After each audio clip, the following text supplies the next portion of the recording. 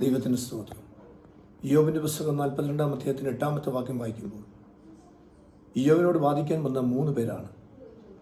ഒന്ന് തേമാന്യനായ ഏലിഫസ്, ഹൂഷ്യനായ Bildad, നയമാത്തിനായ Zophar.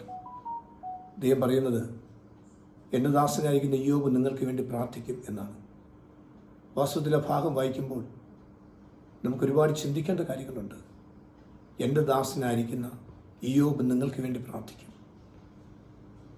ഒരു വലിയ ആക്സിഡൻറ്റിൽ ദേഹം മുഴുവനും ഒടിവുള്ള ഒരാൾ ചലിക്കാൻ പോലും കഴിയാതെ മെഡിക്കൽ കോളേജിൽ ഐസിയു കിടക്കുമ്പോൾ ആളുടെ അടുക്ക് ചെന്ന ഒരാൾ പറയുകയാണ്, എനിക്കൊരു കാലുവേദനയാണ്, എനിക്ക് വേണ്ടി ഇത് പ്രാർത്ഥിക്കണമെന്ന് പറഞ്ഞാൽ എങ്ങനെ ഇരിക്കും?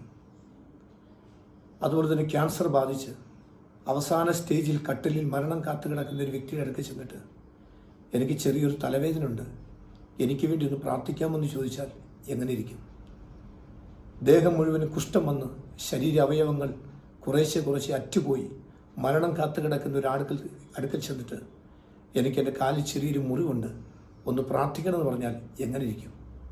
ഇതുപോലെ ദേഹം മുഴുവനും വ്രണം നിറഞ്ഞവനായി, പുഴുക്കൾ പിടിച്ചവനായി, ഓട്ട് കഷ്ണം കൊണ്ട് ചൊറിഞ്ഞുകൊണ്ടിരിക്കുന്ന ഇയ്യോബിൻ്റെ അടുക്കൽ ദൈവം 3 പേരെ വിടുകയാണ്. നിങ്ങളവിടെ ചെല്ല്, അവൻ നിങ്ങൾക്ക് വേണ്ടി പ്രാർത്ഥിക്കുമെന്ന്. അതാണ് ദൈവത്തിൻ്റെ കരുണ. പ്രിയ ദൈവമക്കളെ, നമ്മളുടെ ജീവിതത്തിൽ ചില ബലഹീനതകളും വലിയ ചില രോഗാവസ്ഥകളും വലിയ ചില പ്രതികൂലങ്ങളും ഉണ്ടാകുമ്പോൾ ചില ആൾക്കാർ പറയുന്നത് കേട്ടിട്ടുണ്ട്, എനിക്ക് ഇപ്പോൾ നേരത്തെ ഉള്ളതിനേക്കാൾ വലിയ പ്രശ്നത്തിൽ കൂടെ ഞാനിപ്പോൾ പോകുന്നു. അതെ, ഇയ്യോബ് പോകുന്ന സാധാരണ വലിയൊരു പ്രശ്നത്തിൽ കൂടെ പോവുകയാണ്. വ്രണം നിറഞ്ഞ ശരീരവുമായി മരണം കാത്തു കിടക്കുന്ന ഇയ്യോബിൻ്റെ അടുക്കൽ ദൈവം 3 പേരെ പറഞ്ഞു വിടുകയാണ്. ഇയ്യോബ് നിങ്ങൾക്ക് വേണ്ടി പ്രാർത്ഥിക്കുമെന്നാണ് പറഞ്ഞാണ് ദൈവം അവരെ അയക്കുന്നത്. നമ്മുടെ ജീവിതത്തിൽ ഇതുപോലെയാണ്. വലിയ ചില പ്രതികൂലങ്ങൾ, പ്രശ്നങ്ങൾ, വെല്ലുവിളികളൊക്കെ ഉണ്ടാകുമ്പോൾ അതിൻ്റെ നടുവിൽ ദൈവം നമ്മളെ നിർത്തിയിരിക്കുന്നത് എന്തിനാണെന്നറിയാമോ? നമ്മുടെ ബലഹീനതകളെ, നമ്മുടെ കുറവുകളെ, നമ്മുടെ രോഗങ്ങളെ, നമ്മുടെ പ്രതിസന്ധികളെ നാം മാറ്റിവെച്ചിട്ട് നാം മറ്റുള്ളവർക്ക് വേണ്ടി പ്രാർത്ഥിക്കുവാൻ ദൈവം തിരഞ്ഞെടുത്ത ഒരു മാനപാത്രമാണ് നാം ഓരോരുത്തരും എന്നുള്ള തിരിച്ചറിവ് നമ്മുടെ ഉള്ളിലുണ്ടെങ്കിൽ ഈ ദിവസങ്ങളിൽ നമ്മുടെ അവസ്ഥയ്ക്ക് മാറ്റം വരുത്തുവാൻ ദൈവത്തിന് കഴിയും.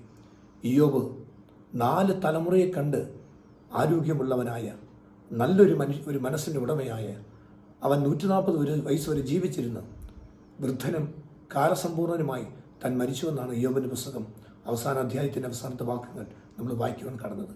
അതേ പ്രിയമുള്ളവരെ, എന്തും വരട്ടെ, ഏത് പ്രതികൂലം വരട്ടെ, മറ്റുള്ളവർക്ക് വേണ്ടി കരയുവാനും പ്രാർത്ഥിക്കുവാനും ദൈവം നമ്മളിൽ ഒരു ദൗത്യം ഏൽപ്പിച്ചിട്ടുണ്ടെങ്കിൽ, ഒരു ഉത്തരവാദിത്വം ഏൽപ്പിച്ചിട്ടുണ്ടെങ്കിൽ അത് ഭംഗിയായി നമ്മൾ നിറവേറ്റി മുന്നോട്ട് പോയിക്കേ ദൈവം നമുക്ക് വേണ്ടി വൻകാര്യം ചെയ്യും. നമ്മുടെ ശൂന്യതകൾ ദൈവം മാറ്റും, നമ്മുടെ ബലഹീനതകൾ ദൈവം മാറ്റും, നമ്മുടെ നഷ്ടങ്ങൾ ലാഭമാക്കുവാൻ ദൈവത്തിന് കഴിയും. നമുക്ക് പ്രാർത്ഥിക്കാം. കരുണയോടെ ഞങ്ങളുടെ നല്ല ദൈവമേ, സ്വർഗ്ഗീയ പിതാവേ, തൻ്റെ മക്കളെ ആദരിക്കണമേ.